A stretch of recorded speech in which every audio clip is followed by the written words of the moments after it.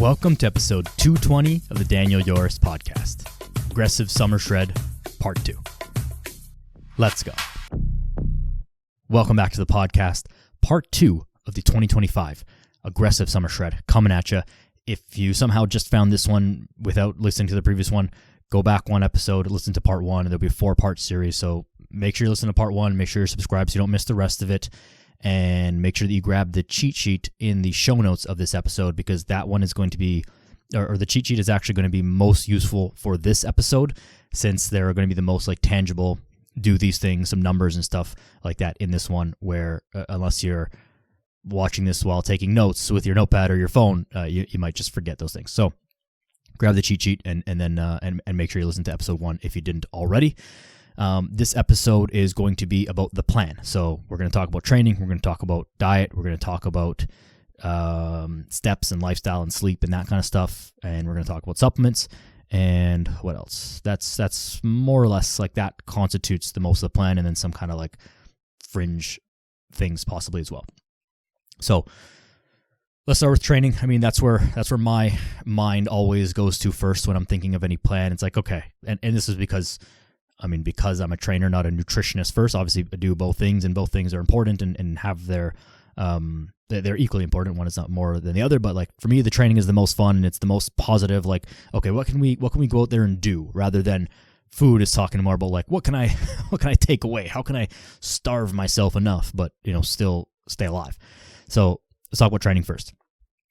Remember, I'm going to try and caveat this as little as possible, just so I don't waste time in this one, but this is aggressive, right? This is not the plan for forever. This is not the you're not following this for a long time.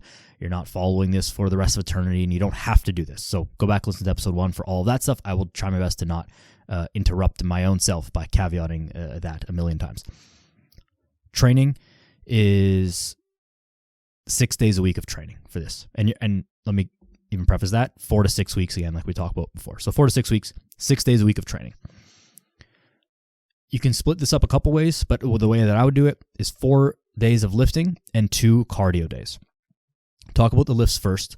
There's 2 splits that I would use for this time. So again, 4 days a week of training. I would go push, pull legs, and then you repeat that. So 4 days, but push, pull legs only 3 days for us, people like myself, not as good at math. And you just repeat that. So you go push, pull, legs, push, and then the next week you'd be push, or you'd be pull, legs, push, pull, right? So you just do the next one up type of thing. And so every other week or every third week you're getting that workout in twice, which is totally fine and good. And there should be plenty of time for you to recover within that. So push, pull, legs, or you just go upper, lower, upper, lower. I would even say that with the push-pull legs, instead of the repeat, if you didn't want to do that, you could do like a push-pull legs and then a full body. And that would be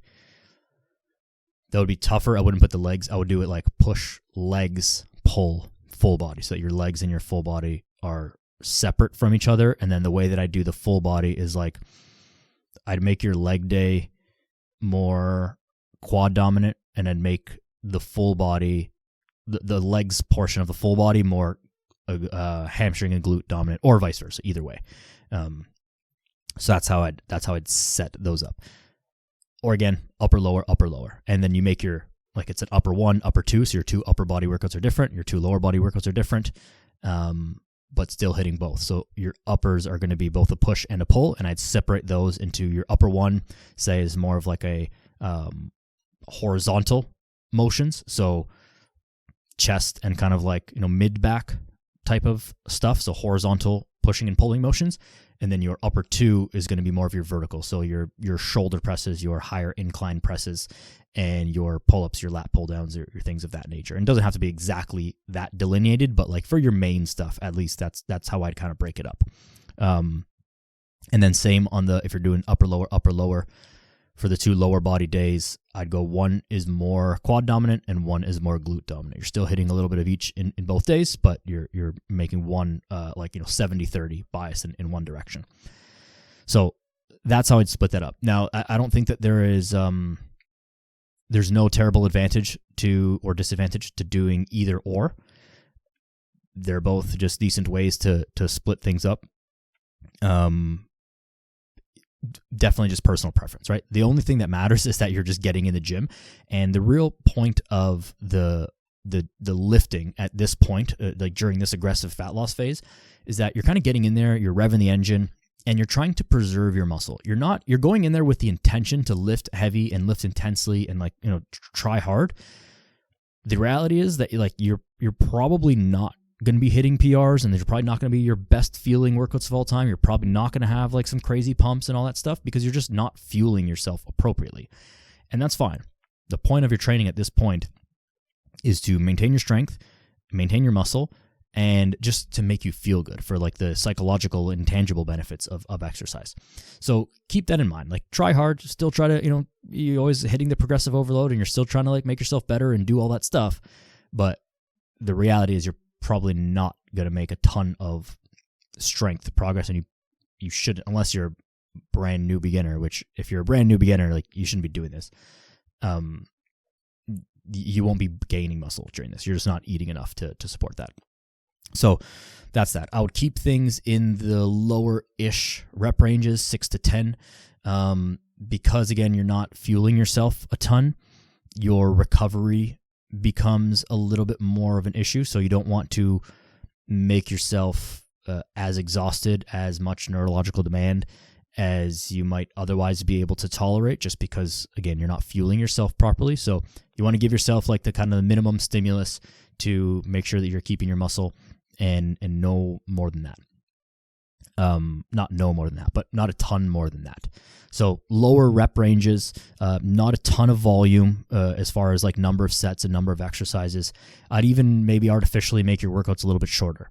Like, not artificially, but on purpose, make your workouts a little bit shorter. If you normally go to the gym for an hour 15, an hour and a half, whatever, keep it to 45 minutes. See if you can be in and out, including a couple minutes of warm up and just like, general moving around the gymness of wasted time that happens. See if you can keep it to within 45 minutes.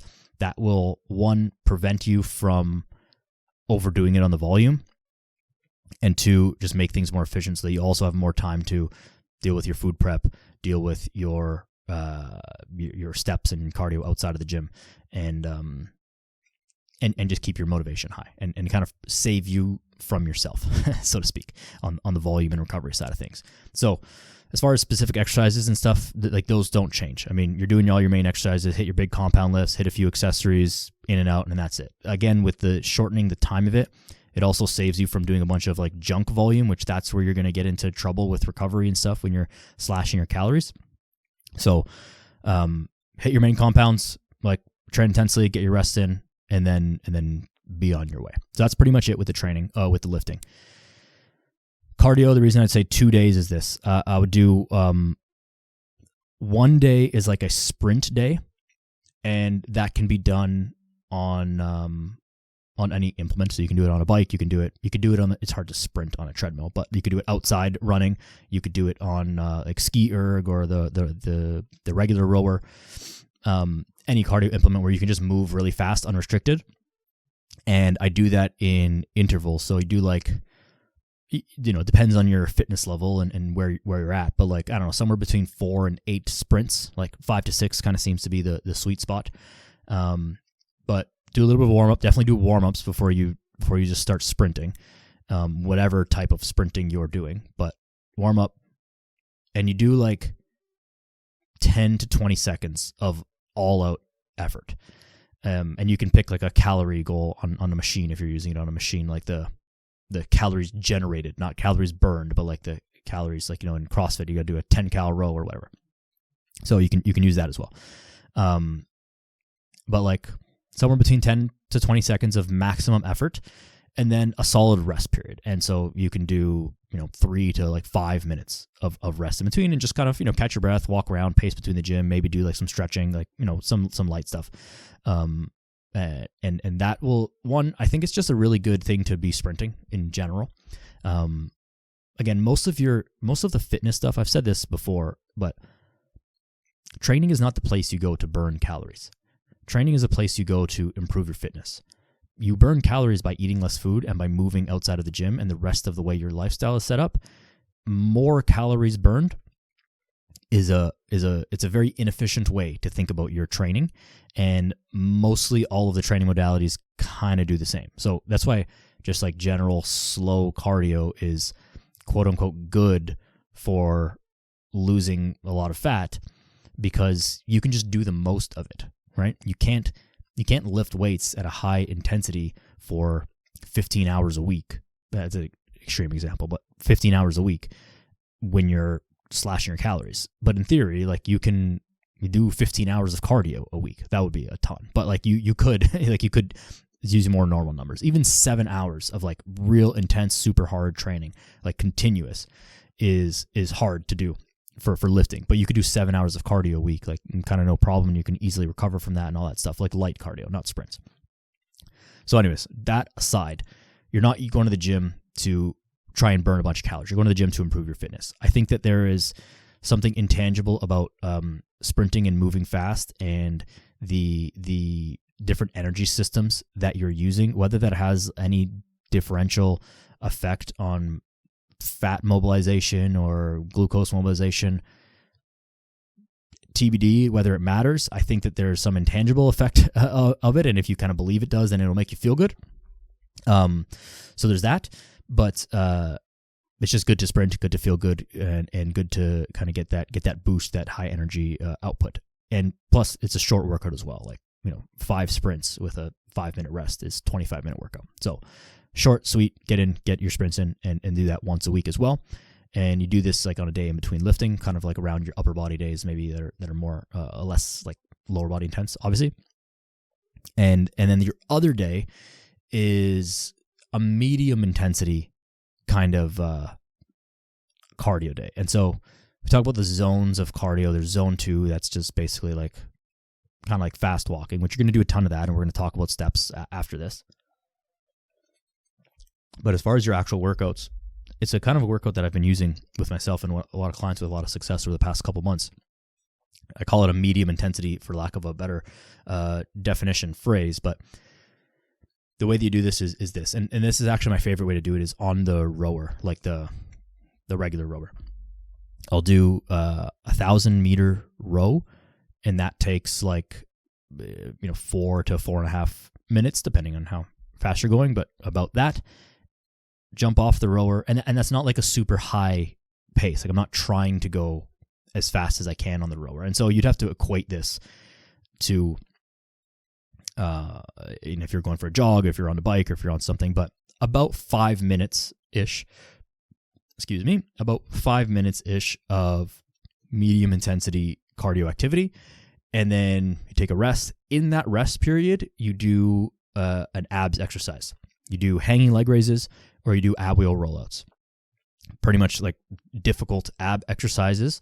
You do like, a set of 8 to 12 or something like that. Pretty high intensity, but then you're not doing it again until you do after that.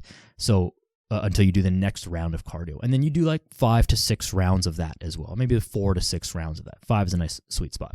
So the way that I typically do it for myself is I'll go 5,000 meters on the rower, 10 hanging leg raises. And I would actually rather do ab wheel rollouts, but at the gym that I go to now, they somehow don't have a ab wheel thing, and so I have to set up a barbell and do a whole MacGyver thing. But the pull-up bar is right beside it, so I just do hanging leg raises. But I prefer ab wheel rollouts because I just prefer it as an exercise personally. But yeah, 5,000 meters on the rower, or 1,000 meters on the rower, 10 hanging leg raises. Take 30 seconds, get a sip of water, back on the rower, and I'll hit that 5 times. And so that's kind of like your medium intensity cardio. Again, relatively short, takes about 30 minutes. Getting blood flowing, getting your abs in, getting your kind of just like that medium intensity cardio in. So you're getting a decent calorie burn, and I know that I said that that's absolutely not what you want to be trying to, but it's happening, and you're getting a good sweat in as well. So that's always just going to make you feel good. And I think that sometimes we go too far in the extremes with thinking about only sprinting or only low intensity cardio, and like there is value in the middle as well. So we want to be hitting all our bases, and that's really what this is about, because we're going to be getting plenty of low intensity cardio in through like our regular steps. So that's why we don't need to spend it. I don't need you to go to the gym. You can by all means, but I don't need you to be going to the gym just to walk on the treadmill for an hour every day. Like that seems like an inefficient use of your lifetime. But by all means, you can certainly do it. So medium intensity cardio one day, high intensity sprint cardio another day, and then 4 lifts per week. That's your workout plan. Specific exercises, those are specific to you. If you need help, figuring that out, let me know. I'll help you out. But those are a little bit more individual. Certain exercises are not going to move the needle more than other exercises per se. I think that's it on training. Yes. Let's go to steps as an addition to training. Your steps are still kind of cardio, and in order to hit your steps, you are probably going to have to go on at least 1 walk per day, unless your job is already like super busy and active and on your feet a lot, in which case you're already doing a good job of getting your low intensity cardio in, if that's you. So this is not really a concern if that's the case. But if you work at a desk or anything like that, you're gonna have to go for a walk, and you're getting your low intensity zone 2 cardio in that way. I'll say this: remember that this is an aggressive approach to fat loss. We're trying to make this happen very quickly, very aggressively, and then get in and get out. I'll say minimum, like the minimum that you need to commit to is 10,000 steps a day, an absolute minimum. And if you're not hitting 10,000 steps a day, then you're straight up just not trying hard enough, because it's not that difficult to do. I understand it's not easy to do, but it's not that hard to do. It's not like asking for 20,000. That's a lot. 10,000 steps it equates to roughly an hour and a half of movement. And that includes all of your movement, not that you need to go for a walk for an hour and a half a day. You probably get away with going for like a 45-minute walk a day plus 45 minutes of like other steps. Like it's not that much. But so you've got to be hitting at a minimum of that. Maximum, as much as you can. There's no upper limit. Don't hurt yourself and do 37,000 steps every single day. Like that's probably too much, but no real upper limit. 2 bonuses with the steps. Use a weighted vest. That helps. Not that it's going to have a significantly different effect on your cardio. I mean, definitely helps. It's definitely harder to do. Work up to it as well. Don't just put on like a 50-pound weighted vest and kill your shoulders on day one. It does have it will carry with it slightly. Carry, it's a nice pun. It will carry with it a slightly higher calorie burn. And I know that I said that calorie burn is not the point of the training, but the point of your movement is also to drive up the calories, because we're trying to be in a very deep deficit, right? We're talk about eating in a second, but you're trying to be in like 1,000 calorie deficit. It doesn't mean you have to eat only that less. You can drive that up with movement as well. And so if you can get an extra 50 to 100 calories burned ish by wearing a weighted vest on your walks, well, that buys you an extra 100 calories of food that you could eat and still be at the same deficit, which when we're driving calories pretty low and trying to be aggressive, it matters. In normal times, like 100 calories is not going to make a difference either way. But now, because we have a lower margin of error, it matters for sure. So if you can use a weighted vest, that's really good. Another bonus, kind of like a little hack thing, if you struggle with time and stuff, is get a walking pad. It's a massive benefit. I have one at home. I use it very often. You can stick it under your desk. Bonus, even with that, is get one that like folds in half, and you can tuck it right under your desk so it's like away when you don't want to use it, or put it up against a wall or something like that. It's massively helpful, even if you're just on the phone, if you're just scrolling your phone, if you're watching a show, if you're like doing whatever, some like very, reading emails, reading an article, something like that, you can just be kind of getting steps in, and it's pretty easy. Now they don't go fast enough to run. They're made just for walking, and they're not like super durable, but they're durable enough for walking and getting some easy steps in at your house. That's a huge thing. Another couple little tricks with walking. You don't need to do it all at once. You can definitely break it up in as many small chunks as you can. there will be some value in like having at least one like longer walk, maybe on a Sunday. That's just kind of like serves as your actual zone 2 cardio day type of thing.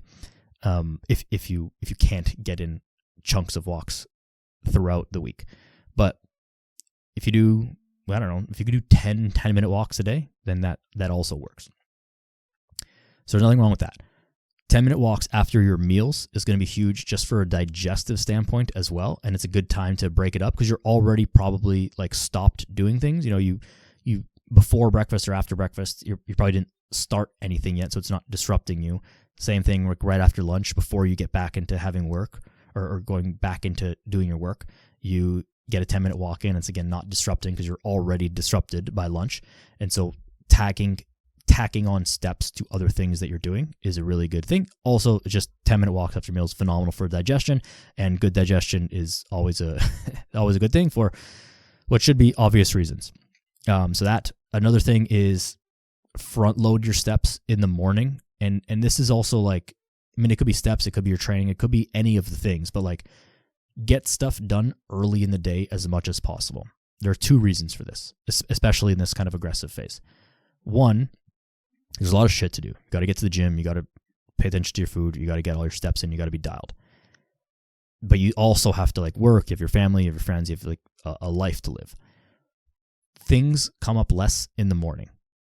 There's just less distractions, less disruptions, less people pulling at you, less people needing your attention first thing in the morning. So if you can front load your steps, you can front load the gym, you can front load some meal prep, like whatever the thing is, do that in the morning. I think steps might be the easiest one, only because it's the easiest of the things to do. Like I'm not a morning gym person. I don't want to go to the gym at 6:30 in the morning. It's just not me. There's nothing wrong with it, obviously, but it's just not me. But it feels good to start your day off with getting outside. You know, the sun will be up. It's becoming summer. It'll be light outside, and it's a nice, easy thing. And you're being productive first thing in the morning. So that's a good way to kind of just get the day started. So for sure, like try and front load your steps. Like for that is definitely a good thing. But again, you could do this with your food prep or your meal prep or your training. The last thing on doing cardio or doing steps first thing in the morning is fasted cardio. Here's the thing on fasted cardio. Some people like it because they just enjoy the way it feels. There is no actual fat loss benefit to doing cardio while fasted. The science says that if you do cardio while you're fasted, you will burn a little bit more fat during the cardio session, but less fat the rest of the day. And if you do your cardio while you're fasted, you will burn relatively less fat during the cardio session, but relatively more fat during the rest of the day. And the net difference between the two is 0. So the same fat loss effect will happen if you do your cardio while fed or while fasted. So if you like to do your cardio while fasted, just from a logistical perspective, you just want to like wake up, put your shoes on and get out the door, by all means do that. But don't feel the need to do that because you heard that it's burning more fat. It's not doing anything other than being logistical convenience. So if you want to, by all means. If you don't want to, there's absolutely no need for it. I think that kind of that covers everything on training, and that took a little bit longer than I thought it was going to, but hopefully that all makes sense. The point of your training is to still train your fitness, but it's still to keep you on track, right? It's kind of like use it as the anchor. Like you're make sure you're getting your training in, and everything else will fall in place around it. That's how I think about it most of the time, anyways. It's also the most fun thing. It's way more fun to train and focus on that than it is to think about taking your food away. Speaking of which, this is going to be the biggest driver of the fat loss, right? And this is your food. When we're talking about calories, we're going to start at this. To determine your calories, you're going to go body weight times 11. So whatever you weigh, multiply that by 11. That's the amount of calories that you eat in a day. It's pretty low, probably. Might be lower than you were expecting, might be lower than you've seen or tried to do. that since you've been tracking. And this is still just a rough estimate. Like there's a chance it might be too high, and there's a chance it might be too low. But we start here and then we guess and check. You're gonna be weighing yourself every single day. So after a week or 2 weeks, you'll see like, okay, this is either like working or it's not, and then you can adjust from there. But at least the body weight times 11 is a solid starting point, and usually it's going to be like pretty close to where we want to be for something like this anyways. So body weight times 11, your protein stays high, like as close to 1 gram per pound as you can, and a little bit higher is fine as well, or if not better, because you're trying to, again, preserve as much muscle mass as possible. We want to differentially lose as much fat. I don't know if differentially makes sense in that sentence, but we want to lose as much fat proportionally compared to muscle as possible. There will be a little bit of muscle loss, most likely, but we want to minimize that as much as possible. And the way to do that is to train hard and to make sure that you're eating enough protein. So calories at body weight times 11, protein at 1 gram per pound of body weight. Your fats and carbs equal up to the rest of it, and the split doesn't really matter. Some people will prefer higher carbs. Some people will prefer higher fat. Some people prefer a moderate approach. For the most part, it doesn't really matter. You might see faster results initially if you drop your carbs a little bit lower, but it might also impact your sleep and your training. So I don't want you to bring your carbs to 0 or too low. The best approach is probably to be moderate, because I mean your calories are gonna be pretty low, so you're not gonna get a lot of either anyways. Like either way, your diet is gonna be like kind of low fat and low calorie or low carbohydrate, because your calories are just not high enough to be high for either of them. So my suggestion would be to start at like a 50-50 calorie approach on this. Reminder that fat is 9 calories per gram and carbohydrates are 4 calories per gram. So not the same amount of grams of each of those, but the same amount of calories from carbs and from fats is what I'd start with. And then if you feel like that's not ideal for you with either the way that you cook or the way that you eat or the type of cravings that you're having and stuff like that, then switch it. And you can cycle this through days. If you want to have a day that's higher carb and a day that's higher fat or whatever, you can definitely do that. I'm gonna tackle this a little bit more in the troubleshooting episode, which is gonna be next in this series. But if you're following the calories, like you go your body weight times 11, you're hitting your protein, and like you're not losing any weight at all, you need to double and triple check that you are accurately tracking your calories, because unless you have some sort of medical condition, in which case, please stop this and go get that dealt with appropriately. This should be working. Like I said, fitness it's very much a meritocracy. Like things don't happen by accident. And if you are eating that few calories and not losing weight, the most likely thing that's happening is that you are eating more calories than you think you are, or you are incorrectly tracking in some way. A possible but less likely and less common thing is that there is a medical condition underlying that we're not seeing here.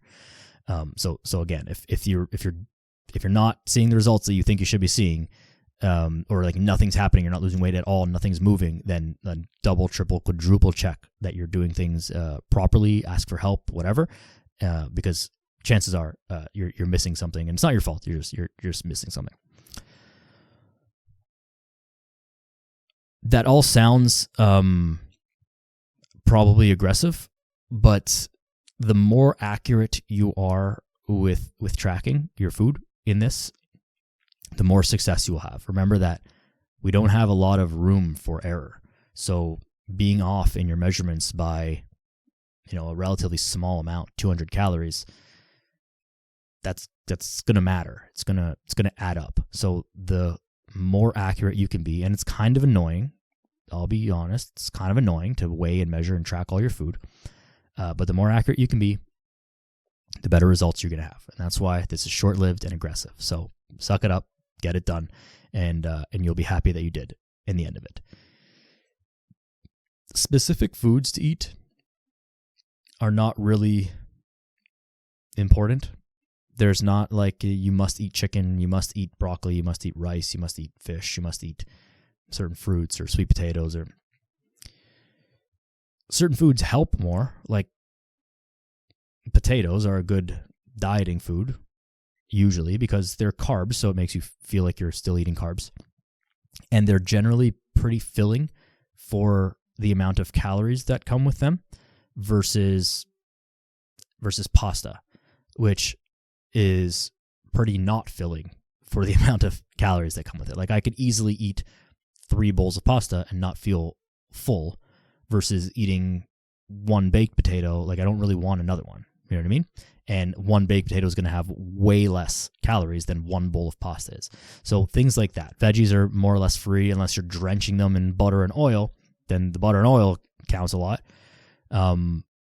Your protein is going to be pretty high, but you got to watch for higher fat content cuts of meat, like a ribeye, for example, is very healthy and very good for you, but it has a higher fat content than a flank steak does, for example. And so it's not that you can't have that.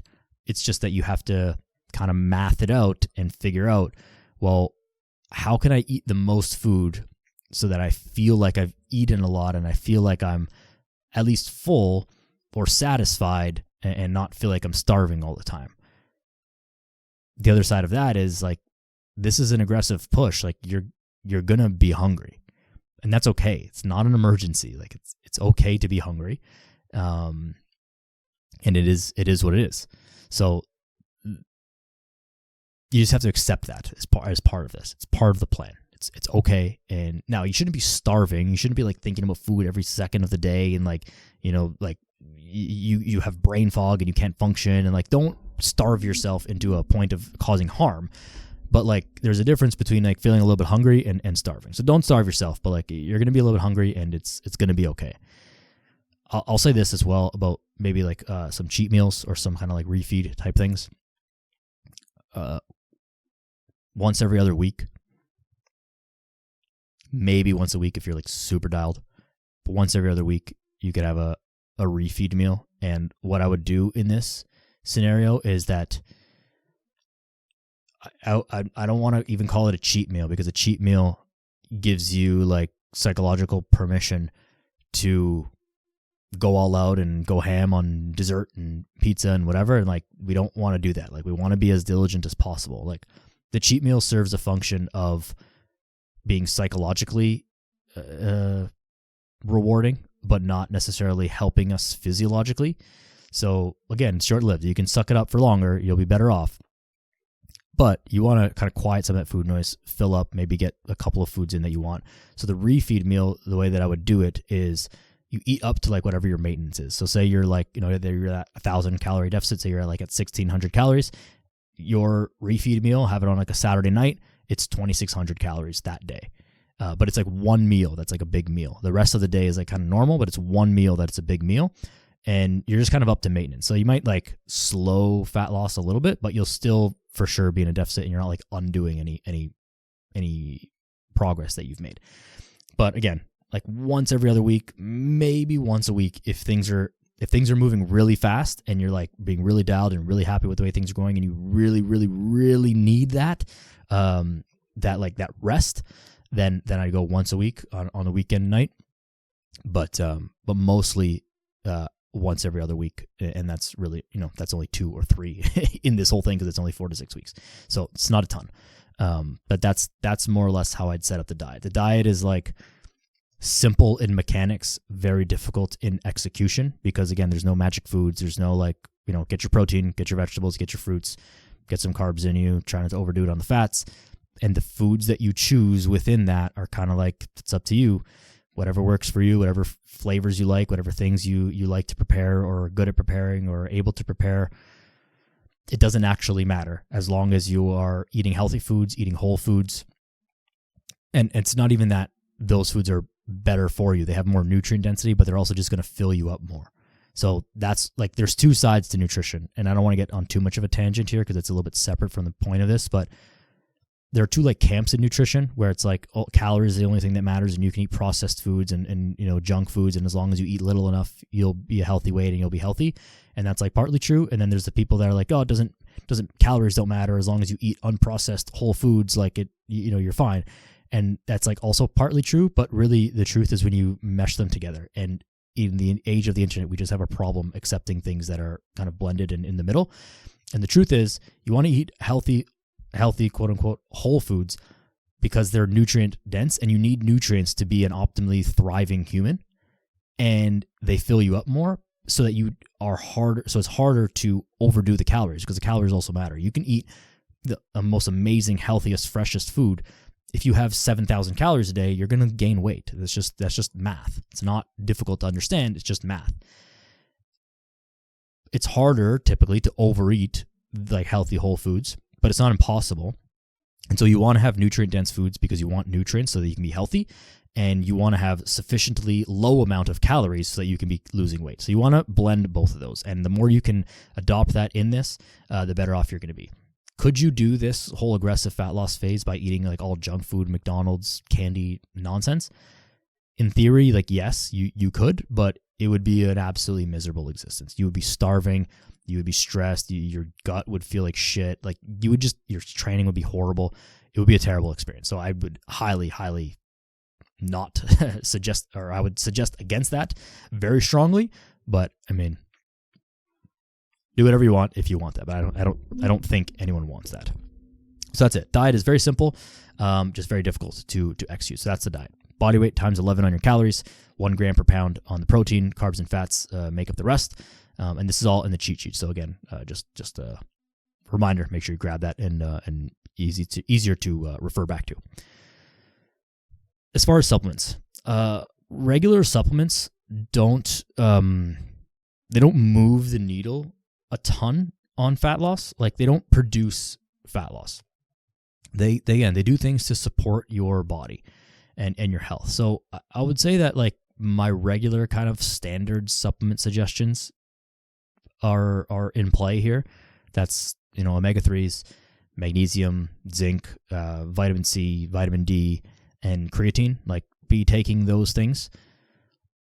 They're not going to necessarily move the needle on your fat loss, but they just support your body, and feeling good is part of this. And so an intangible part of taking supplements is sometimes that because you're taking stuff, you feel like you're more dialed in. And like, yeah, like I'm, wake up, I do my walk, I get some water, I get some coffee, I take my supplements, I have my breakfast, and it's just like part of like, doing the thing and being the guy or the girl. And so there's that benefit to it for sure. I wouldn't downplay that, especially if you're a person who likes to like buy things to make it feel like you're doing stuff, then like definitely play into that. But just know that like those things supplements itself are not really moving the needle a ton on those supplements specifically are not moving the needle on your fat loss, but there's not really other stuff that's going to move the needle a ton. Like L-carnitine or maybe berberine can have like some kind of like fat oxidation, glucose metabolism effects. But again, in isolation, they're not really going to help a ton. So you can use them. And like, again, if you want to, none of those things that I mentioned are like terribly expensive. If you take all of that stuff, it adds up. But in isolation, none of them are terribly expensive, or there's no like downsides really. So if you want to, kind of go for it. But I would just take them again to just make sure that you're like taking care of your health and kind of feeling like you're on the path. As a fringe thing, and I just want to mention this but not talk about it too much because I don't know enough about it, but like the GLP-1 drugs and like the newest kind of generation of them that are like technically not yet FDA approved, the one is called retatrutide. I'm hearing a lot of people saying a lot of really powerful things about it. Again, it's not FDA approved. I don't know enough about it, but it's like when I do this episode next year, I may have a lot more to say about it. I'm not using it. I don't use it. I'm not recommending that you do it. But like, if you're interested in these kind of like biohacky, what's next type of stuff, that's something that I would look up. It seems extremely promising. I'm sure there's got to be some downsides. It's obviously a little bit more expensive. that could be the thing that's like, this is a legitimate game changer. Like that is an actual needle mover on some of these things, not like I just take this because it's not just good for your health. Like no one has a retatrutide deficiency. Like you don't need to be taking that, or a semaglutide. You don't have a deficiency in these things. They're not solving any problems other than moving the needle on some fat loss stuff. So that may be a thing. Maybe we'll discuss next year. But if you're kind of like into that world, then I think that's worth looking into a little bit.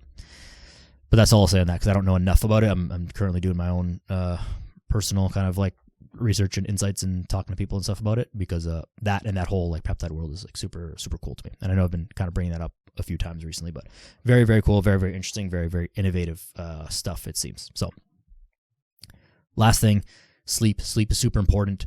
It's super important because you will, like, sleep doesn't drive a calorie deficit, but if you're well rested, it makes doing all of the other stuff to stay in a calorie deficit much easier.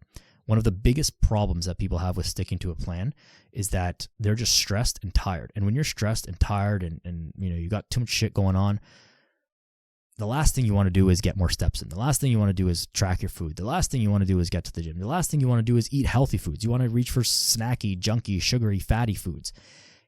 And if you're well slept, well rested, you'll just be in a better mindset and you're better able to make better decisions more often. And that's really what it comes down to. That's why sleep matters. And that's why sleep is a game changer in this, where you can just improve someone's sleep and not even give specific recommendations on exercise or diet or whatever, and things will naturally improve. And it's because I've said this example before, but you can improve someone's sleep and you wake, and then that person wakes up early enough to have a decent breakfast. Now that they've had a decent breakfast, they don't have like a sugar shit snack mid-morning.